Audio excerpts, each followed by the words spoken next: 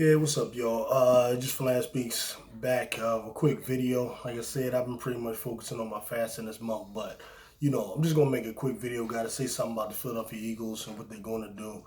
Um, Listen, my fandom goes back to as long as I've been here. I've lived in Philly my whole life. The exception of a couple years where I lived overseas, but other than that, I'm a Philadelphian through and through. My following the team goes back to Gang Green. Even really before that, as a little kid, I remember Dick Vermeil. All right, I'm not gonna tell you all my age, but you can kind of figure that. I remember Dick Vermeil actually being a coach. I remember the day he resigned and he was crying. He was one of the first men I saw cry. Like really, I just didn't even understand it, right? But I remember Norman Brayman, horrible, horrible owner. All right, your guy Jeffrey Lurie is not that bad, but he's starting to trend in that way. He believes he's a football guy now. I think he just uses the guys under him to just consult, and then he just does whatever the hell he wants to do. I think that's where we at. Jerry Jones 2.0. Right now, we might have the two worst owners, like as far as meddlers in the NFL right now. Anyway, what the Eagles should do. Eagles should have stayed at 6. Should not have went back to 12. Should have grabbed a surefire 99% chance Hall of Fame guy.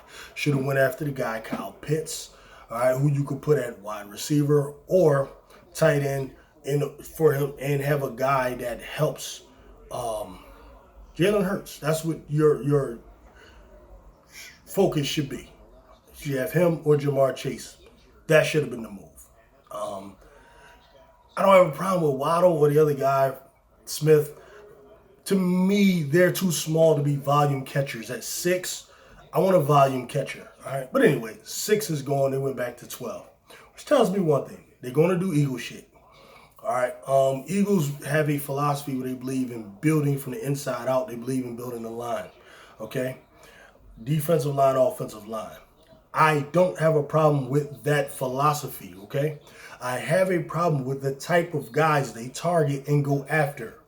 Like, if you're going to do that and you're going to put everything into it, then the type of guys you need to grab are the Myles Garretts. You need to grab the Aaron Donalds. You need to grab if you're talking about edge rushers, okay, you need to grab a Richard Seymour type of guy. The guys that come in the mold of the straight hand and Reggie Whites. I know they don't come around often. They're usually number 1 pick, or they somewhere between number 1 and number 5, right?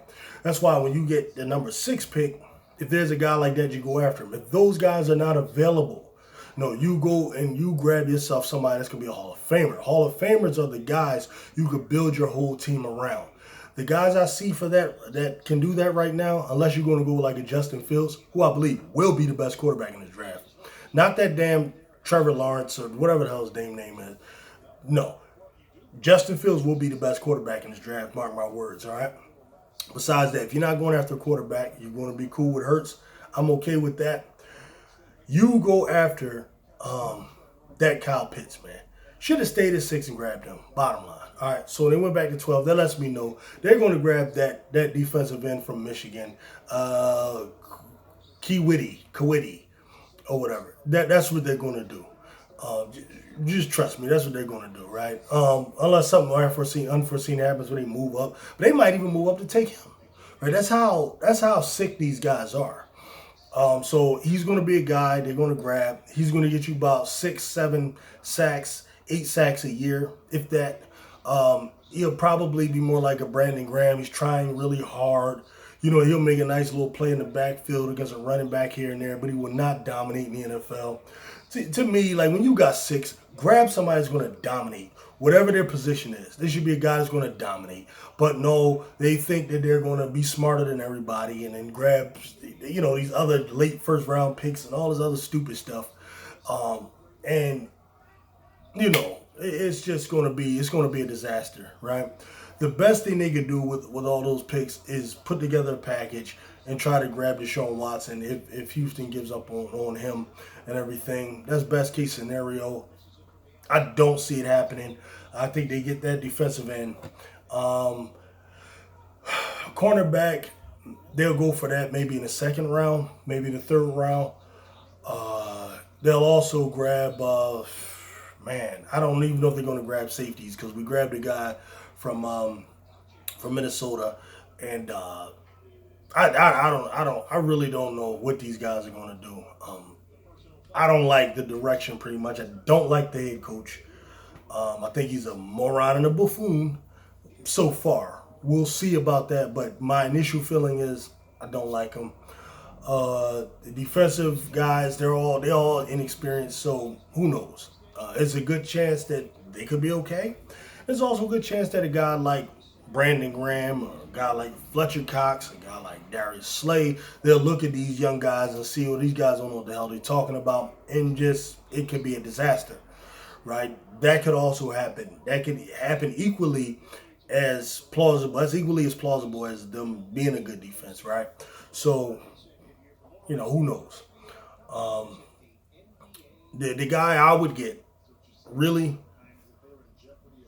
you should have stayed at 6 and grabbed either Jamar Chase, Kyle Pitts, Micah Parsons. These are the guys you get. Maybe Surtain, depending on what type of team you're trying to build. But these guys, man, trust me, they're going to get that Wilkewitty. It's not going to be pretty.